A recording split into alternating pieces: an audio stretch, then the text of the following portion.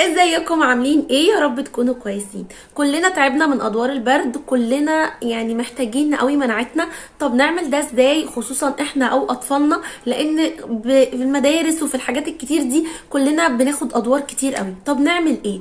اكتر حاجة لازم نعملها لينا ولولادنا وهي ان احنا نقوي مناعتنا بالعسل. عسل النحل، وطبعا مش محتاجين نقول العسل، عارفين ان هو فيه شفاء للناس. علشان نقوي مناعتنا بالعسل لازم نختار نوع كويس، ما يكونش مغشوش، ويكون نوع نظيف يحافظ لنا على مناعتنا ويقولنا كده مناعتنا. طب ايه هو النوع اللي انا جربته بقالي شهور وخلاص مش هجيب بعديه انواع تانية عسل؟ هو عسل الدرر. عسل الدرر من انضف انواع العسل، مش بس علشان هو عسل طعمه حلو او لا، عسل الدرر بدون تغذية سكرية، عسل علاجي، عسل مناسب لمرضى السكر ومناسب كمان للأطفال. يعني عسل آمن تماما لينا كلنا، سواء الأطفال سواء الكبار. وزي ما قلت لكم بدون تغذية سكرية وبدون إضافات. لو حد مش عارف يعني ايه تغذية سكرية، ان هو يعني النحلة بتكون بيغذوها بميه بسكر وحاجات كده علشان يزودوا الانتاج، بس ده بيكون طبعا عسل مغشوش وبيكون مخلوط بميه بسكر، فمش هو ده خالص. عسل الدرر بعد تجربه انواع كتير منه، هقول لكم بعد تجربه انواع كتير منه، يعني عايزه اقول لكم ان كل الانواع حلوه قوي. عندهم 4 انواع من العسل. عندهم عسل الموالح، عندهم عسل نواره البرسيم، عندهم عسل سدر الجبلي، عندهم عسل الشمر الجبلي. طيب هناخد نوع كده وهو الموالح. بصوا انا الموالح بحبه جدا جدا. عسل الموالح ده اللي بيكون كله بقى فيتامين سي، وكله حاجات مهمه جدا للوقايه من ادوار البرد والحاجات الحلوه دي. نواره البرسيم اللي متعارف عليه، اللي موجود دايما، اللي احنا بنشتريه باستمرار. نواره البرسيم ده طبعا بيكون كله معادن وفيتامينات كتير جدا. طيب النوع بقى اللي دلوقتي حاليا مهم لينا كلنا وهو نوع السدر الجبلي. السدر الجبلي ده اهم نوع دلوقتي لينا، لان هو اكتر نوع في العسل بيكون مهم قوي للمناعه، بيقوي المناعه جدا، بيكون اعلى قيمه غذائيه في العسل في السدر الجبلي، وهو ده الموسم بتاعه. يعني كلكم لازم تجربوا السدر الجبلي، حلو قوي قوي قوي. واقروا عن فوائده، هتلاقوا فوائد كتير قوي لنوع العسل ده. وكمان عندهم نوع الشمر الجبلي. طيب عندهم بس عسل؟ لا، هم عندهم كل الحاجات العسل. نيجي بقى للحاجه اللي عندهم اللي حلوه قوي قوي وجربتها ومبسوطه منها، وهي زيت الزيتون. هم بيعملوا منتجات طبيعيه تجنن. زيت الزيتون طبعا ده من انضف انواع زيت الزيتون اللي جربتها. ده بكر ممتاز معصور على البارد، حموضه اقل من 1%. عايزه اقول لكم ان هو من احسن الانواع اللي هتجربوها زيت الزيتون.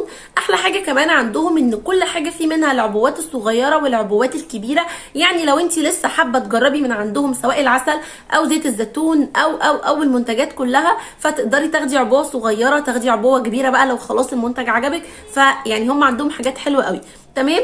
زيت الزيتون زي ما قلت لكم طبعا مش هنتكلم عن فوائد زيت الزيتون لينا برضو في تقويه المناعه ولصحتنا وللاكل الصحي، ومهم جدا للناس اللي بتعمل دايت، ومهم جدا للناس اللي عندهم ضغط عالي، مهم جدا جدا جدا في حياتنا. فالعسل والزيت عندهم زيت الزيتون من انضف الانواع اللي هتجربوها سواء العسل او زيت الزيتون.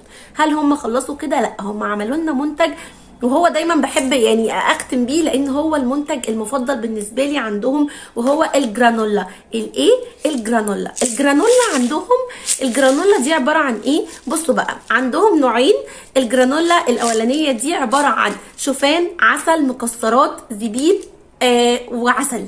كل الحاجات دي مع بعض اهي جوه. يعني بتفتحي كده بتلاقي من جوه مكسرات وزبيب، طعمها يجنن. بتتعامل معامله الكورن فليكس دي بقى لما هتقدميها ليكي او لطفلك، بتعادل وجبه غذائيه متكامله، لان هي فيها كل الفيتامينز، فيها شوفان، فيها عسل، فيها مكسرات، فيها زبيب، يعني فيها كل الحاجات اللي انت محتاجاها ليكي ولطفلك. دي بقى انا بحب اعملها كده زي الكورن فليكس، احط كده عليها، احطها واحط عليها لبن، او تقدري تحطيها على الزبادي وتحطي بقى رشه عسل كده، بتبقى وجبه غذائيه متكامله. وعلشان عايزين يرضوا كل الاذواق عملوا لنا النوع الثاني منها، وهي الجرانولا بالشوكولاته. يعني لو انت مش بتحبي المكسرات خلاص اوكي، عندك بقى ايه؟ الشوكولاته. يعني دي هتبقى شوفان وشوكولاته وعسل.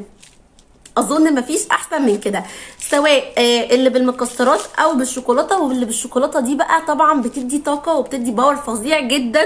يعني هي اولا وجبه غذائيه متكامله، ثانيا ان هي هتديكي باور فظيع جدا ليكي ولطفلك. ده غير ان هي كمان بتبقى حلوه قوي قوي للناس اللي عندها انيميا، لانها وجبه غذائيه متكامله، تقدري تاخديها الصبح تقدري تاخديها بالليل، هتبقى حلوه قوي. وزي ما انتم شايفين قلت لكم بيعملوا عبوات كبيره وعبوات صغيره عشان لو انت حابه تجربي لسه. دي العبوه الصغيره من الجرانولا، دي بقى شوفان وعسل بس. لو انت ما بتحبيش المكسرات ولا بتحبي الشوكولاته فممكن تجيبي الجرانولا كشوفان وعسل بس. طبعا زي ما قلت لكم بنعملها معامله الكورن فليكس، بتبقى حلوه جدا وبتبقى مفيده جدا. كده انا قلت لكم على 3 طرق نقوي بيهم مناعتنا، سواء بالعسل او بزيت الزيتون او بالجرانولا. لو انت مش بتحبي العسل ولا بتحبي زيت الزيتون فجبت لك حاجه زي الكورن فليكس، هتاكليها وتتبسطي وهيبقى طعمها حلو، وفي نفس الوقت وجبه مشبعه وكلها فيتامينز وكلها حاجات مفيده جدا لينا. وقبل ما نخلص الفيديو بتاعنا كان لازم اقول لكم ان هم عاملين حاجه حلوه قوي اللي احنا كلنا ما بنحبهوش، وهو عبوه العسل. بتبقى بالنسبه لنا فتحها او ان احنا ناخد منها بمعلقه معينه او بتلزق، كل ده مش موجود. هم عملوا لك عبوه سهله الفتح، يا دوبك بتعملي كده بس، وبعدين بتعملي كده وتحطي العسل بتاعك بالشكل ده زي ما انتم شايفين كده، هينزل بالشكل ده اهو. وترجعي تاني تقفلي العبوه من غير ما يكون في اي تلزيق ومن غير ما يكون في اي مشكله. عبوه سهله جدا جدا بجد. عايزه اقول لكم ان عسل الذرة من احسن انواع العسل، ومش بس كده زيت الزيتون عندهم من احسن انواع زيت الزيتون، ومش بس كده الجرانولا عندهم اختراع. لازم تجربوا ال3 منتجات دول من عندهم. وانا بقول لكم ان هم حد ثقه جدا ان انتوا تشتروا منهم العسل وزيت الزيتون والجرانولا، وهتتبسطوا قوي انتوا وكل اللي في البيت حتى الصغيرين والكبار. وبجد هم يستاهلوا ان اسمهم يكبر ويبقى يعني اسم كبير جدا في منتجات طبيعيه زي العسل وزيت الزيتون وزي الجرانولا. مبسوطه جدا من منتجاتهم ومبسوطه من تجربتي ليها، وسايبه لكم اللينكات وهتتبسطوا قوي قوي لما هتجربوهم. وخصوصا ان اي حد من عندي هيكون ليه عروض حلوه قوي قوي قوي. باي باي.